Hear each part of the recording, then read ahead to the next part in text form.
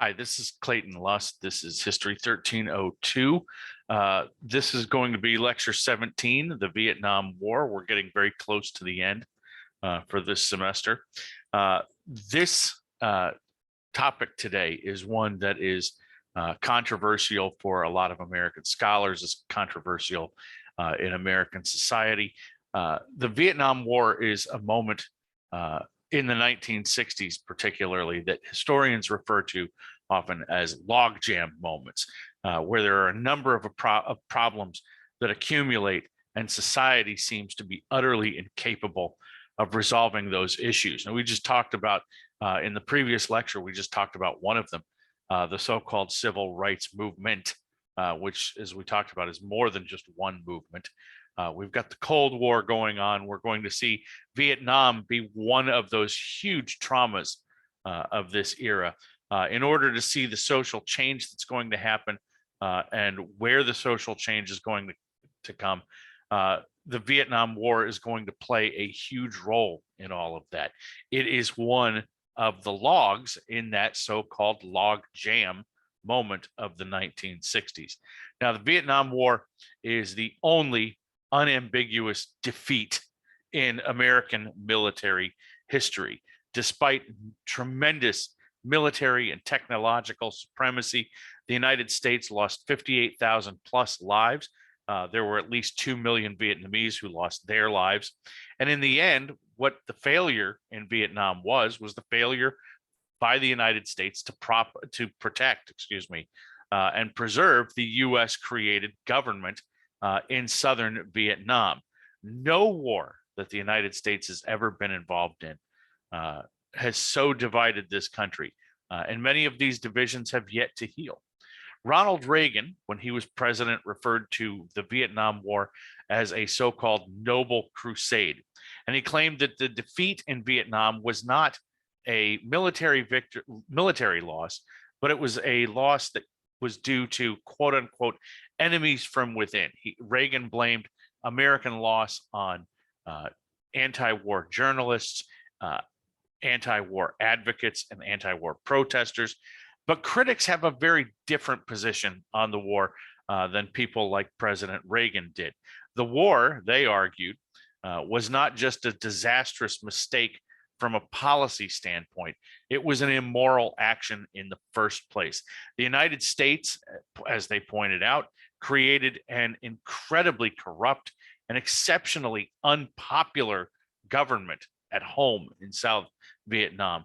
They used military methods that were and are considered to be wrong, such as the use of napalm and herbicide, the use of Agent Orange, the use of mass assassinations.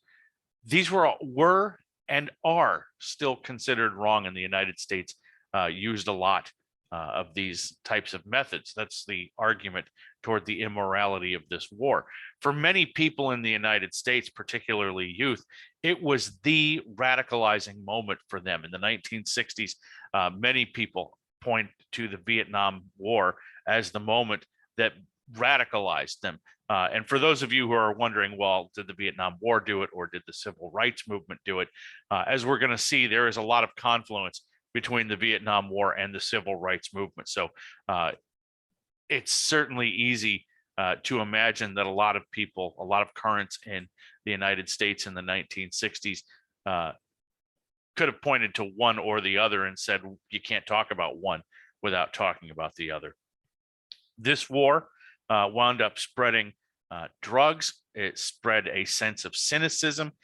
It was a time that people referred to as where people used terms like generation gap and credibility gap to refer to what was going on. Vietnam was a fundamentally different type of war than virtually any other war that the United States was involved in. Virtually every male over the age of 18 ran the risk of military service. It was a disastrous war that was fought with virtually a conscript or draftee army, almost entirely with a conscript or draftee army. That doesn't mean that literally everyone was drafted, but most of the military forces were drafted. That does not mean, despite the phrasing that I'm using here. This does not mean that everyone had an equal chance of being drafted. Working class Americans represented the overwhelming majority of those who were serving in the Vietnam War era military. Deferments were granted for things like college attendance, marriage, and ultimately even a lottery wound up being instituted that wound up being useless. It wound up protecting a lot of people. The government also, over the course of the Vietnam War, refused to actually call up reserve forces and National Guardsmen. So many people joined the units of the National Guard and the United States military reserves in order to avoid service. They certainly served in the military in some form or fashion, but there was a clear knowledge that they would not get called to service in Vietnam. Now, some important things to know about the Vietnam War, just some basics about it. The United States was involved in a war in Southeast Asia that lasted from the mid-1950s. The war itself lasted from the mid-1950s until finally the mid-1970s when it came to an end. After World War II was over, Vietnam had been a French colony, and it remained a French colony fighting for its independence. The leader of the independence movement in Vietnam was a man named Ho Chi Minh. The people that were fighting the French were called the Viet Minh. The Viet Minh. At first, the United States actually did not support continued French involvement in Vietnam. If you remember when we talked about World War II, and there's no reason this is not going to be on the exam or anything, Franklin Roosevelt in the Atlantic Charter had called for an end to colonies and an end to colonization. And even in response to the idea of continued colonization in Southeast Asia, or across Asia generally, he had said, quote unquote, 2 billion brown people as enemies is a bad idea. So he was very clearly in the camp that said, once this war is over, colonialism is done, not just in Europe, but virtually everywhere else. But things changed very quickly after the end of World War II. As you should remember, Franklin Roosevelt died during World War II. Harry Truman became the president of the United States. In very rapid succession, the Soviets exploded their atomic bomb. China, quote unquote, fell to Mao Zedong. North Korea invaded South Korea. So when France asked the United States and asked Harry Truman for financial help in maintaining Vietnam as a colony, they argued that what they were doing was propping up Vietnam for themselves as a way of containing communism. And this was something that very much appealed to Harry Truman. He absolutely grasped this idea of containing Vietnam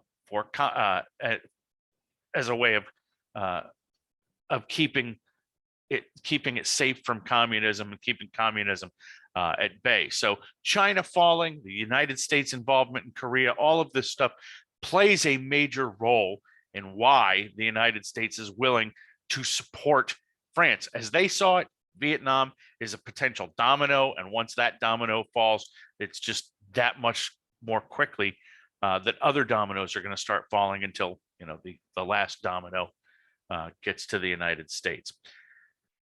Now, to be clear about all of this, the idea of maintaining Vietnam as a French colony was absolutely not in keeping with the wishes of the Vietnamese people. If you remember the Atlantic Charter, it was talking about no territorial changes without and national changes without the agreement of the people involved. And the Atlantic Charter here was being cast aside in a very, very clear way. What mattered, if you remember just a couple of lectures back when we talked about the so-called Cold War ethos, what mattered here in Vietnam was that so-called Cold War ethos. Anti-communism was more important than anything else. It was what mattered. Now, for several years, in Vietnam for several years after all of this. The French did the bulk of the fighting, did virtually all of the fighting, but the United States paid. They literally paid for what was going on in Vietnam, spending nearly $100 million from 1948 onward to support the French in Vietnam. Now, this war seemed to be a stalemate, meaning neither side had an advantage in all of this. But France came up with a plan to end the stalemate. Now why they settled on this is beyond most people with any military expertise, with any tactical or strategic experience,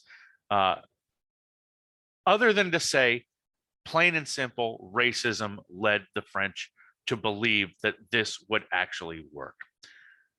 They decided that they were going to build a fortress out in the open in a place called Dien Bien Phu. And this place would be so exposed, it would be such a tempting target that the Viet Minh would have no choice. They'd have to attack this. And then the French, noting that the Viet Minh were attacking this, would then be able to pour artillery fire onto this position and simply destroy the Viet Minh. Now, Dien Bien Phu is a valley. This fortress was going to be at the bottom of a valley. So essentially the thought was, if the Viet Minh came in, they would be absolutely trapped in this area, and the artillery would destroy them and pin them down and destroy them. American advisors looked at this plan and concluded it was a huge mistake.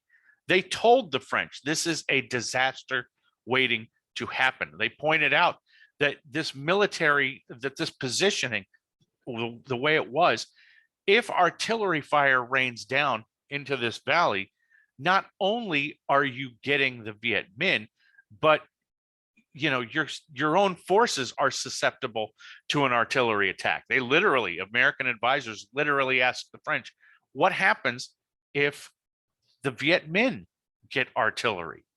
And the French who were actually on the ground there said the Viet Minh can't get artillery, and even if they did get artillery, they wouldn't know what to do with it. They wouldn't have any idea how to use it. And this turned out to be a horrendous miscalculation. The Viet Minh did get artillery, and they did know how to use it. It also turned out that the Viet Minh had been very industrious in digging tunnels to attack this fortress without having to rush down into the valley. The end result was that instead of pinning down the Viet Minh, the French themselves wound up being pinned down in this valley. They were so completely cut off from supplies, from command points and supply points as well, that the French soldiers in this fortress were reduced to eating rats, and they were just literally on the verge of death in this fortress. The French pleaded with Dwight Eisenhower, who was now president of the United States. They pleaded with Eisenhower to send in airstrikes to relieve the French position. Eisenhower's inner circle, however, was not on board with this. While some argued that it was an absolute necessity to bail out the French, in the end, he relied on the advice of the bulk of his inner circle, including the Senate Majority Leader at the time, who told Dwight Eisenhower that it would be, quote unquote, a gross mistake to get involved in Vietnam, that there is no vital interest at stake in Vietnam. Ironically enough, that Senate Majority Leader happened to be Lyndon Baines Johnson, who is going to be tied up in Vietnam himself. So Eisenhower listened to those people in his circle and simply refused to send in the air attack. So all of the things that everybody feared would happen at Dien Bien Phu happened. The French were unable to back out of this problem. They begged the United States to get involved, and the United States refused to get involved. So ultimately, France had no choice in this matter. France wound up having to surrender at Dien Bien Phu. This was a catastrophe. not just from a military standpoint, but from a geopolitical standpoint. It essentially signaled the end of French control over Vietnam. Now, what winds up happening at the end of all of this stuff is in 1954, a peace accord was actually signed in Geneva, Switzerland, called the Geneva Accords. This is not the Geneva Convention, so don't think about things like what we do in dealing with torture. This is not the Geneva Convention. This is this here is the Geneva Accords of 1954. The Geneva Accords of 1954 end the French involvement in Vietnam. Now, what's important to understand here is the French had a different term for this area. The French called the entire area Indochina. So what's going to happen under the Geneva Accords? The French are going to withdraw entirely from Southeast Asia. They're going to completely withdraw from, quote, Indochina. And then Indochina would be divided into 3 separate countries. Indochina is going to be divided into Laos, Cambodia, and Vietnam. Vietnam would be temporarily divided into 2 countries, or 2 sections, not 2 countries, 2 sections. There would be a northern sector, which would be controlled by Ho Chi Minh. And then temporarily, the southern sector would be controlled by pro-French Vietnamese forces. Pro-French, pro-Western, pro-US, however you want to think of it. But those forces, those are Vietnamese forces. These are people from Vietnam. So it's not US involvement yet. It's not US control. It's not even the United States military taking control in this area. None of that's happening yet. The plan under the Geneva Accords was that in 1954, these 2 areas would be separated, but in 1956, there would be a reunification or a unification election. Vietnam would hold an election in 1956, and whoever won, they're in control of a now unified Vietnam, if you will. Now, the United States did not, it's very important, the United States did not take part in the process at Geneva. They were not part of the accords. They weren't a signator, nothing. They weren't involved. However, after the French withdrew from, quote unquote, Indochina, the United States wound up becoming the primary supporter of that southern sector of Vietnam. So they are supporting the Vietnamese people in the southern section of Vietnam.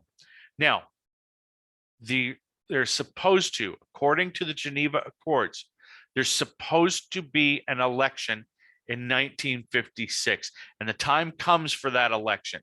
And directly prior to the election happening, the CIA's own estimates were that Ho Chi Minh was going to win that election overwhelmingly, that 80% of the Vietnamese population was going to vote for Ho Chi Minh. Now, this would mean that a quote unquote avowed communist, just like in China, would wind up winning this election. Instead of taking power, instead of leading a revolutionary charge or anything like that, a communist like Ho Chi Minh would wind up getting elected by the people. The United States didn't want this. Remember, the primary goal, the Cold War ethos, anti-communism, pro-US. Ho Chi Minh actually fit one of those. Ho Chi Minh had actually begged the United States to get involved in Vietnam on the side of Vietnamese independence, and he had also begged the United States for recovery loans and developmental loans and the like. So he was far more pro-US in the 1950s than he was actually painted. But he was unquestionably a communist, which made him a no-go for the United States. Knowing what the CIA was reporting at this point, the State Department, the US State Department, advised the southern sector of Vietnam to refuse to participate in these elections. And they also advised that southern section to declare independence. So all of a sudden, just out of nowhere, a new country called South Vietnam is created. This decision to withdraw from the elections and to declare independence sparks a civil war in southern Vietnam. That's what, quote, the Vietnam War for us actually is. It's a civil war that's occurring in southern Vietnam. Now, I am using the term southern Vietnam consciously. The state of South Vietnam simply did not exist. It was a created place on a map by the United States. Once those Southerners in that southern sector declared independence and the United States stepped in, that's where South Vietnam comes from. But other than that, it never ever actually existed. The civil war that's happening in southern Vietnam is about reunification. Those who wanted unification battled the established state and the United States, obviously, since the United States was the primary backer of South Vietnam. Those who opposed the South Vietnamese, the people who wanted unification, were called the Viet Cong, or the National Liberation Front. These are, again, people from South Vietnam or from Southern Vietnam who support unification with the rest of the country.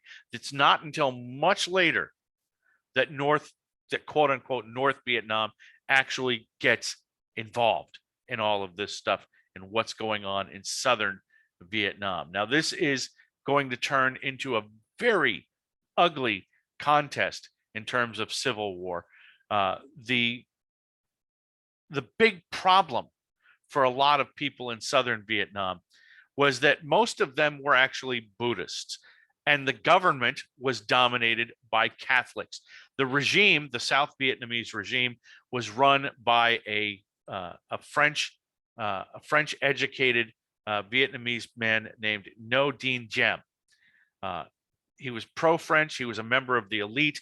He had been schooled in the West. He seemed to almost have a disdain for his own country's native practices. He didn't really seem to like the culture of Vietnam generally.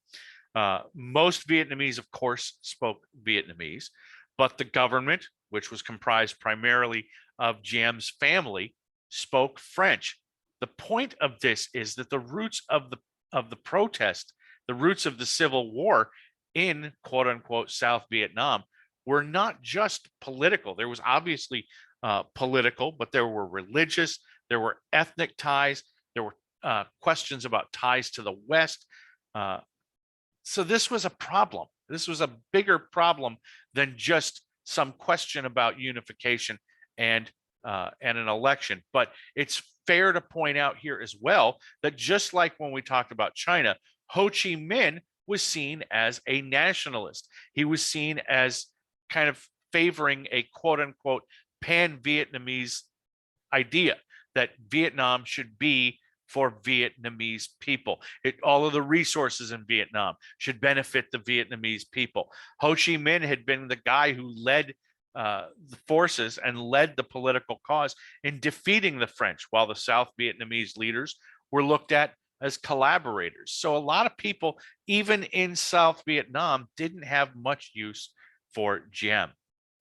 Now, a lot of times, presidents will postpone really difficult decisions and leave them for the next administration to deal with. They'll just kind of look at, especially when it's a sort of what's called a lame duck administration. They'll look at it and say, well, we're almost out of here, so there's no reason to waste quote unquote political capital on something.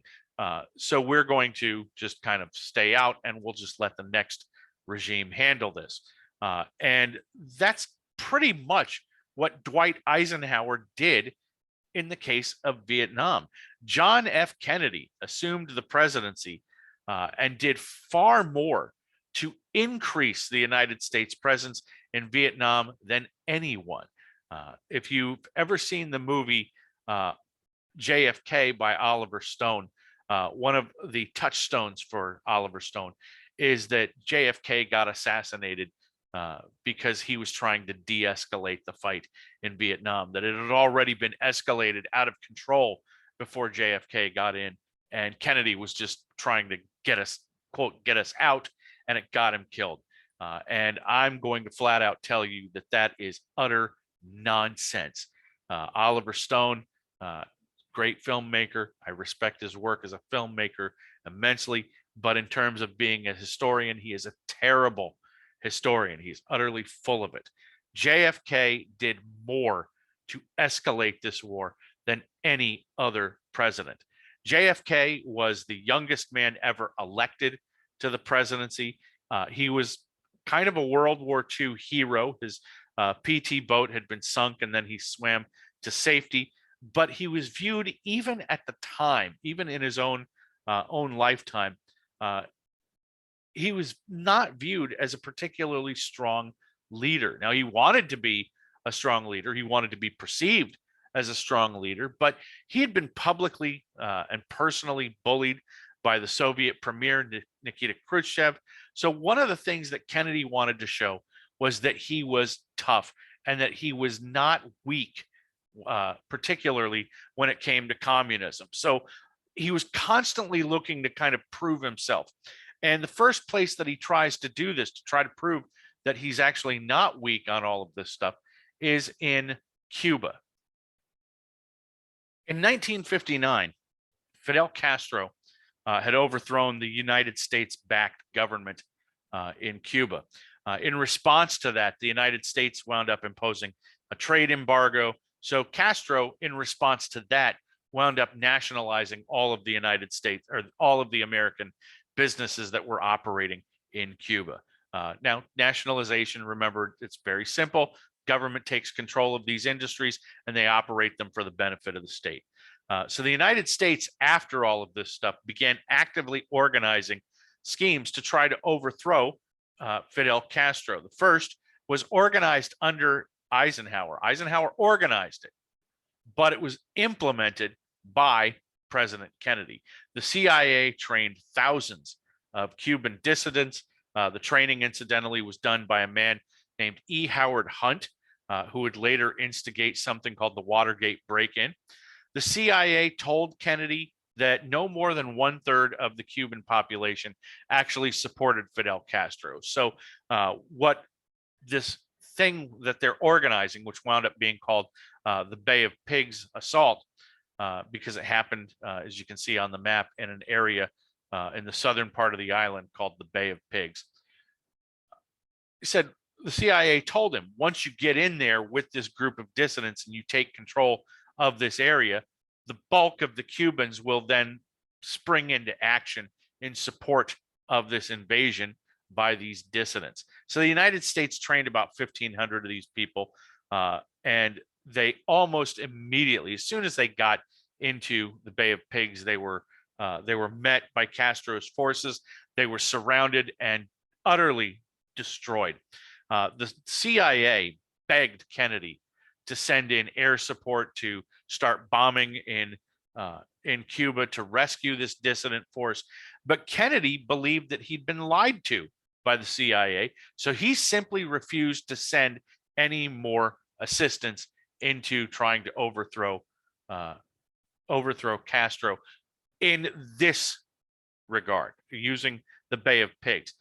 So JFK felt incredibly weak because and felt that he was perceived as weak because this thing had failed so dramatically. As a small digression, JFK never gave up on the idea of trying to oust Fidel Castro, and some of the plans and plots that were done bordered on the absurd. There were operatives who were trained and sent in with poison darts to try to kill Fidel Castro. The CIA actually tried to send a wetsuit, a diving suit that had been infected with cholera to try to get Castro. There were rumors that there had been an attempt to try to poison Castro in such a way that his beard would fall out, with the idea that his beard was kind of the source of his strength, that he'd be made to look ridiculous and have to step down if something like this happened. There was also a huge rumor that JFK had actually contracted with the mafia via a mobster named Sam Giancana to try to place a hit on Fidel Castro. Now, those last two are completely unsubstantiated, but they are out there as part of the rumor mill.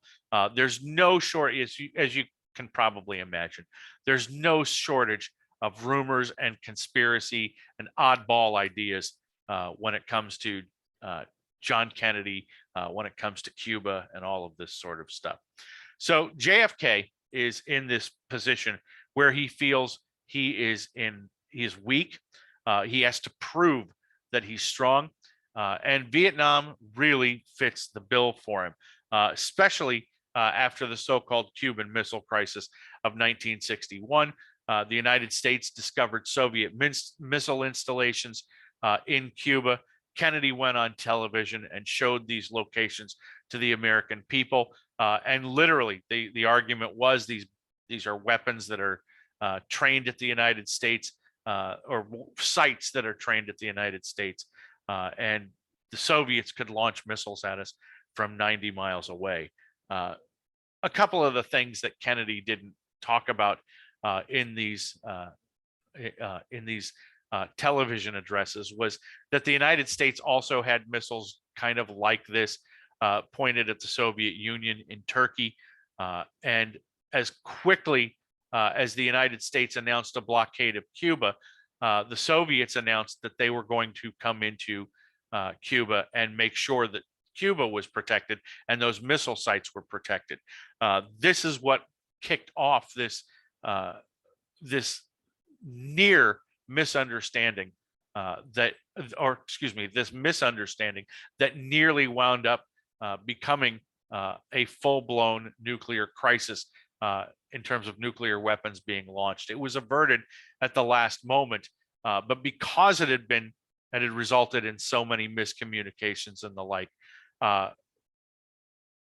Kennedy and the Soviet Premier Nikita Khrushchev wound up coming to an agreement about installing a red line phone so that the two leaders could actually speak without interference. And both sides actually agreed to withdraw missiles from these areas that were just so close to each other. So since Kennedy had kind of seemingly gotten the Soviets to back down, he still felt he would be perceived as weak because he had also had to back down in terms of removing missiles from Turkey. So he still felt this need to prove himself to be this powerful, effective leader who was clearly standing up to communism. So Vietnam fits the bill. The problem here for Kennedy, especially in the hemisphere, is that this cemented Fidel Castro's place. The Soviets are cemented as an ally, and Kennedy had to do something. So Vietnam is where he's going to actually do something. Kennedy, as a consequence of the Cuban Missile Crisis, decided Vietnam is not going to fall to communism. We have been unable to contain the Soviets. They are basically here in the Western Hemisphere, so we cannot let other dominoes fall. So we've got to make sure Vietnam is secure.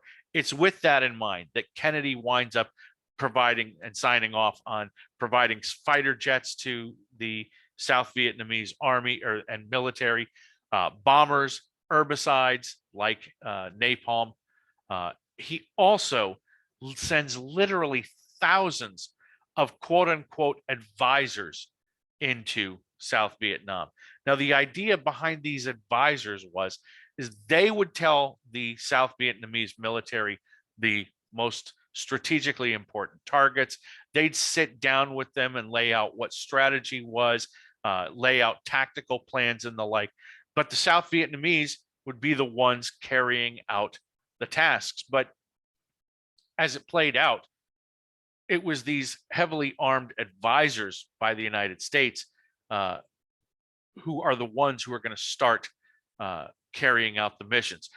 Kennedy is also, through his Secretary of State, going to press South Vietnam to be more aggressive in trying to push out any thought of unification under Northern terms, under Ho Chi Minh's terms. South Vietnam has to be separate and has to be protected at all costs. But things are going incredibly poorly for Kennedy and for South Vietnam right off the bat, in large part because of President Diem. Diem was absolutely intolerant, particularly of Buddhists. He was intolerant of virtually everything that was quote unquote Vietnamese, but in particular, he had a real problem with Buddhists, and he frequently rounded Buddhists up and arrested them. And Buddhists began protesting the Diem regime. And when I say they protested, they weren't fooling around when it came to protest. They weren't marching around with signs. Their method was what's referred to as, quote, self-immolation. They would sit down in the middle of a street, they would douse themselves with gasoline and set themselves on fire and just stoically sit there and burn to death. Now, people who are willing to do this and do it on multiple occasions, and when it's broadcast to the American public, when people are willing to do this, it becomes very obvious that they don't support the government.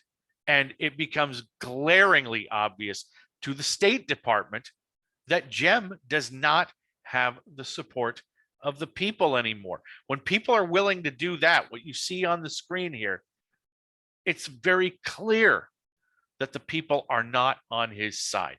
So Kennedy has a decision to make about what to do in South Vietnam now. His choices were the following. And Kennedy was briefed on this by the State Department. They told him these are your choices. You can withdraw the support of the Diem regime. You can withdraw American forces. You could negotiate some sort of a settlement. You take all of these factions that are in South Vietnam and negotiate a settlement, see where the chips fall. Or you can remove Diem and put in somebody else who will carry out the present objectives, okay? The things that the United States had been trying to do up to this point fairly unsuccessfully. Ultimately, what Kennedy wound up choosing was option 3. Now, what we know about option 3, about taking Diem out, what we do know is that the South Vietnamese military was told directly that the United States would prefer that Diem was not around. So the South Vietnamese military wound up detaining Diem and assassinating him. Now, there's no direct knowledge that the United States, or Kennedy personally for that matter, gave an order to quote unquote kill Diem. But it's equally clear from the State Department's own records and from the Vietnamese records as well, that if the United States had wanted Diem alive, Diem would have gotten the protection he needed, that he would not have actually been assassinated. So the United States made a fateful commitment. They changed leadership via violence to have the government that the United States wanted in Vietnam. And it turns out that 3 weeks later, John F. Kennedy himself wound up being assassinated. Now, I'm not going to tell you that there's a connection to those two things other than they're coincidental, but there is a small amount of irony in there that you have the United States government coming in and changing regime via violence, and then that same sort of violence kind of blowing back on the United States. Now, with Kennedy's assassination, Lyndon Johnson, LBJ, is president of the United States. Now, Lyndon Johnson, if you remember just a few minutes ago, was opposed to involvement in the war in Vietnam.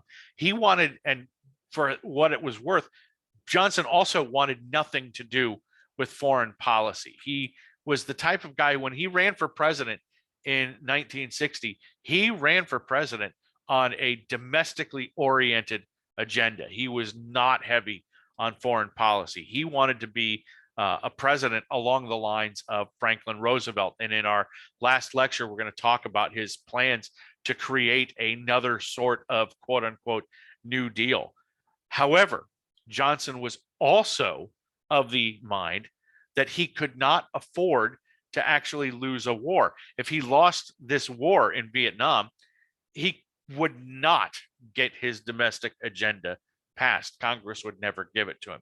So he had to, as he saw it, he had to figure out a way to have both, to win the war in Vietnam and to get his domestic agenda passed. And LBJ's character is really, really important on this front. He needed congressional approval to get what he wanted. He needed Congress to go along, but he did not want debate. And this is why I say his character is important. Before we get to the Gulf of Tonkin, I want to mention some things about his this character.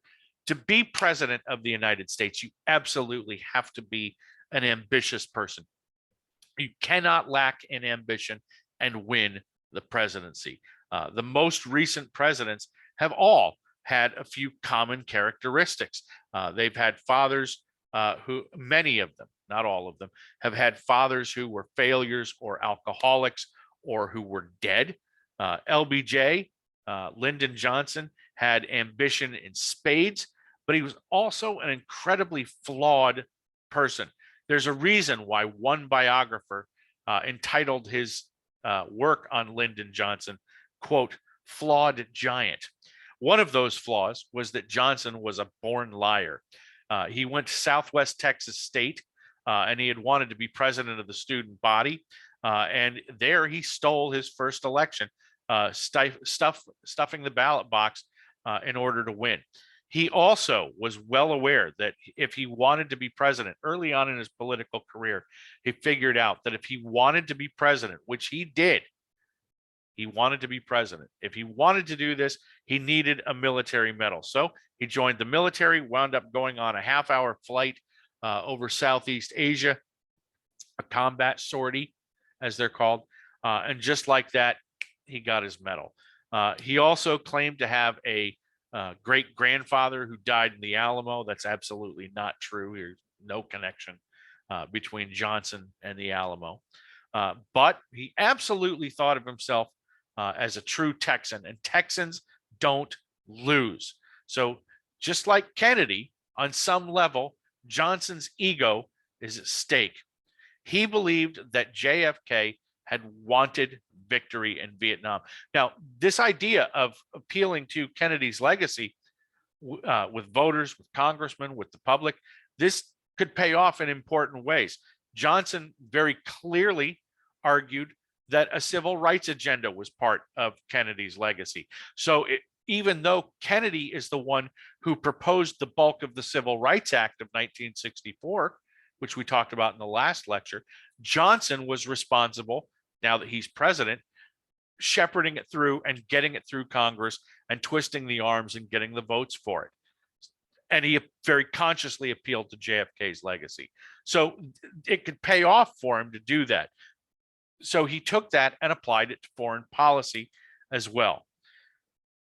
He believed we've got to get some sort of congressional support for this. The Congress needs to hand me, the president, something that says I can do whatever I need to in Vietnam so I can win. Now, he doesn't want debate. He just wants the power. And he gets precisely what he wants in the Gulf of Tonkin resolution.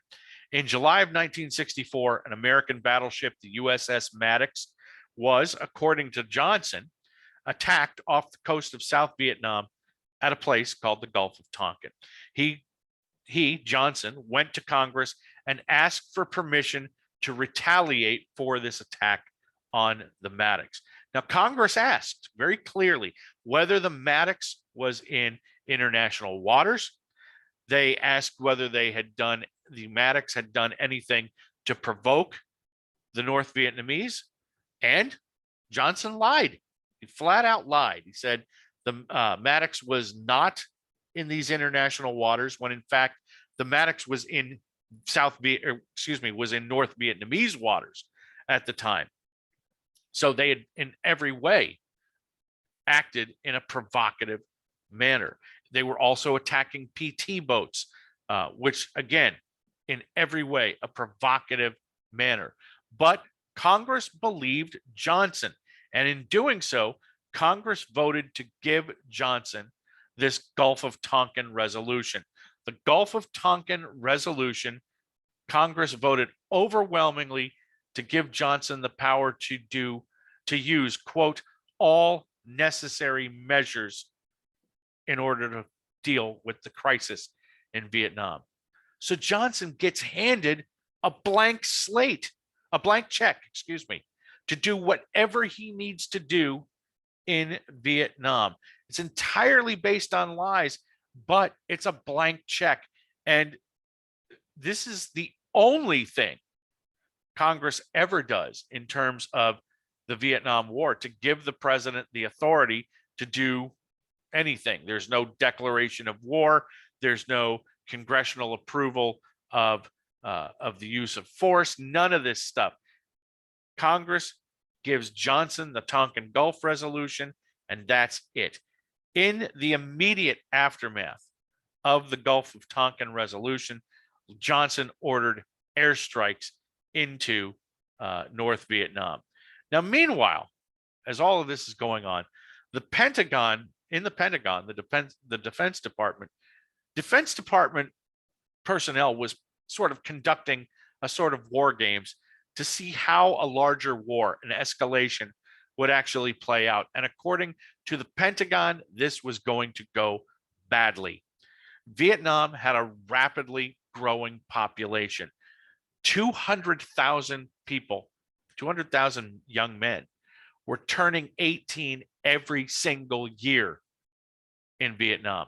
So they could actually match the United States man for man without a problem.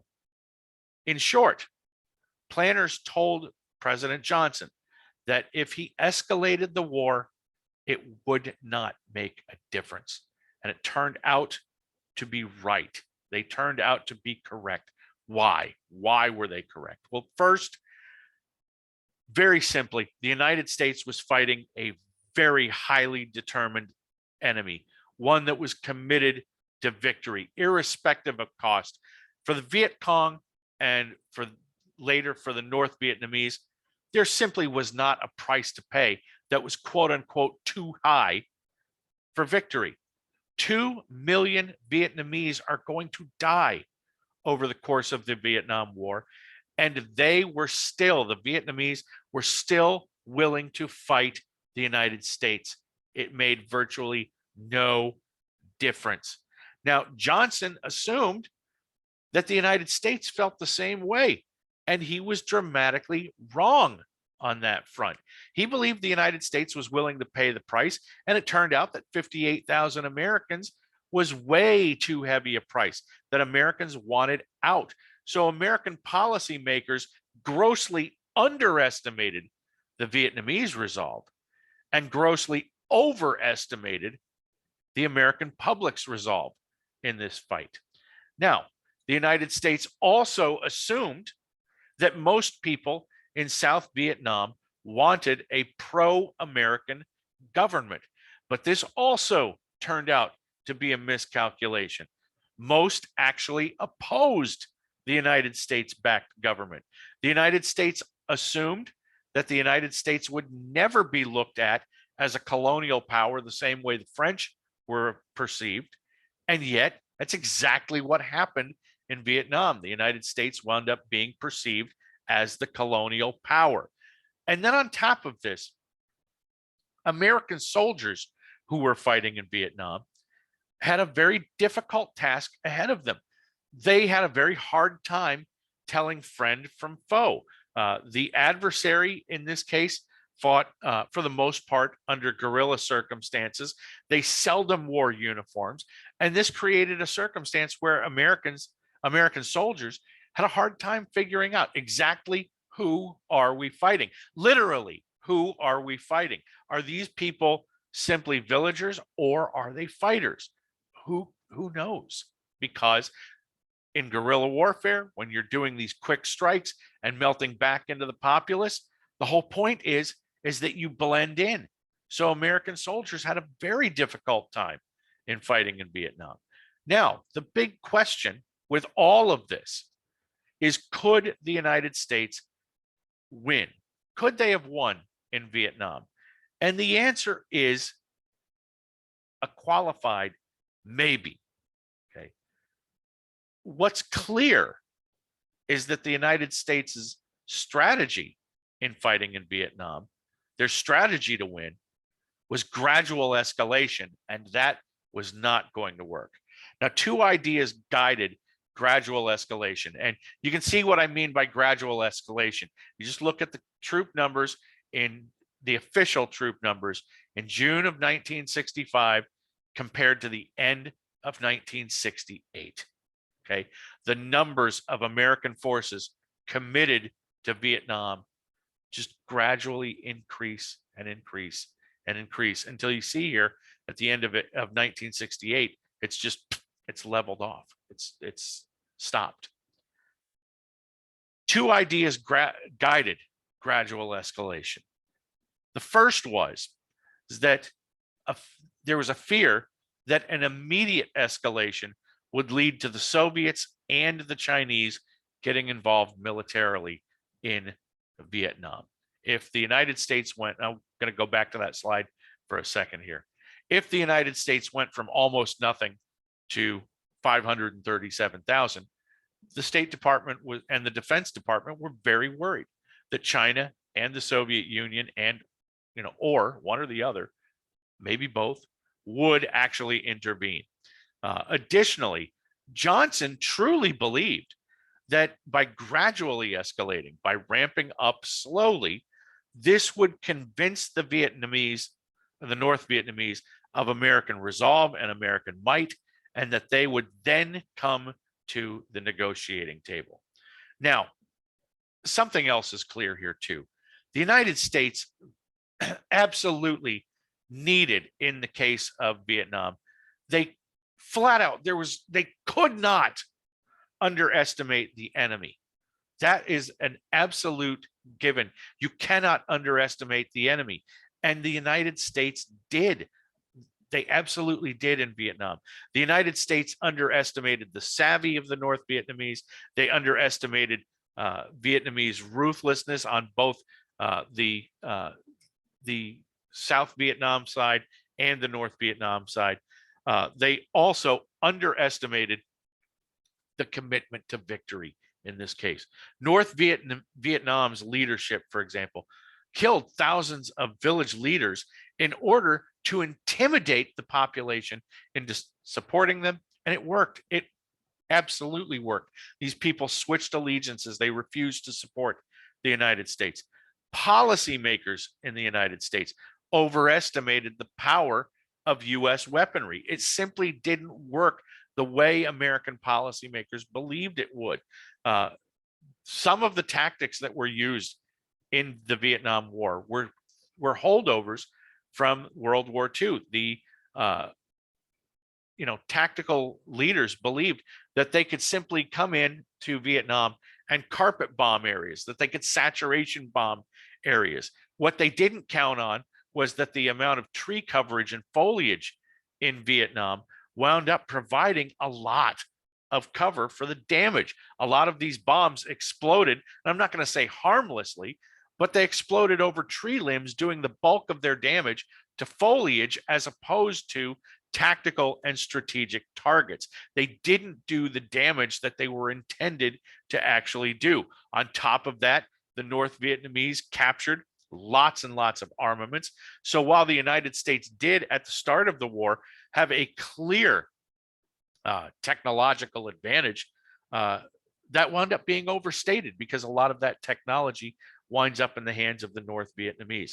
The United States, for their part, also displaced a lot of civilians, but they were and as a result of that, those civilians were far less willing to help the United States than they would have been under other circumstances. Now, you'll note a couple of minutes ago, I said that the North Vietnamese did the same thing, but the North Vietnamese actions were looked at differently than the United States' actions by the Vietnamese people themselves.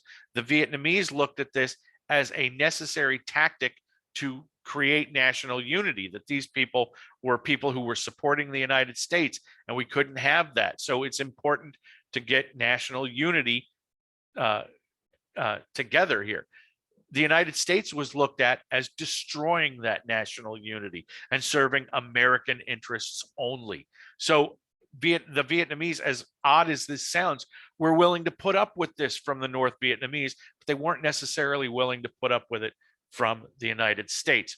On top of that, the United States military was utterly unprepared for guerrilla warfare. And this is, again, something that is sadly, over time, demonstrated over and over again that the United States military typically does not do well in guerrilla circumstances. And in particular in Vietnam, the guerrilla tactics used by the Vietnamese were almost impossible to counter by the United States. As this happened, the military grew more and more and more demoralized. This was not a professional army. Now, what I mean by that, I'm not suggesting to you that there was something quote unquote unprofessional about those soldiers. I'm not suggesting that at all. I'm not attacking the soldiers of the Vietnam War era. What I mean by a professional army is that these are people who have volunteered, who have said, my job, my role in society is to be a soldier. So I am, just like I'm a professor, or just like accountants, their profession, their chosen profession is to be an accountant. There are lots of people who, as their profession, have chosen to be soldiers. These people who are fighting in Vietnam are not that. They are conscripts, as I mentioned. Conscripts have been drafted into the military. They're being sent into the military. I'm not going to say against their will, but they don't really have a choice in it. Their goal is to get home in one piece. So there's a disconnect between what policymakers want and what the soldier population actually wants here as well. Now, there is really, and this is something that American policymakers figured out in hindsight, there's really only one way that the United States could have quote unquote won, and that would have been to redefine what victory actually means. If the United States could have held on to major cities in Vietnam, and in a lot of cases they did, while also holding on to the countryside, victory would have been possible. But that's not what happens. It's also very, to kind of bring this closer into the present day, it's kind of what happened in the Iraq phase of the global war on terror. American and allied forces were able to hold on to urban areas, but had real troubles controlling the countrysides. That's what happens here in Vietnam as well. So it's hard to figure out what peace looks like. Peace in this context is very difficult to define because it kind of looks like ongoing war. The effect was to dramatically alter American military strategy. Now, the new strategy coming out of Vietnam, given that Vietnam was so traumatic, it kind of makes sense that the new American doctrines for war would be created by a soldier who, quote, grew up in the Vietnam War era army. That new strategic idea was called the Powell Doctrine, and it was named after former general, retired general, and Secretary of State, the late Colin Powell. What Powell articulated about fighting globally was stuff that he learned from fighting in the war in Vietnam. And he said, in the Powell Doctrine, Powell stated that the United States should only fight when the United States has overwhelming power. The United States should only fight when they have overwhelming support at home. The United States should only fight when they have clearly defined objectives so that you know when you've won, and that you should only fight when you have a clear exit strategy so that you can get out if things don't go well. Now, I want you to look at the first word of every single point of the Powell Doctrine. Only. Okay.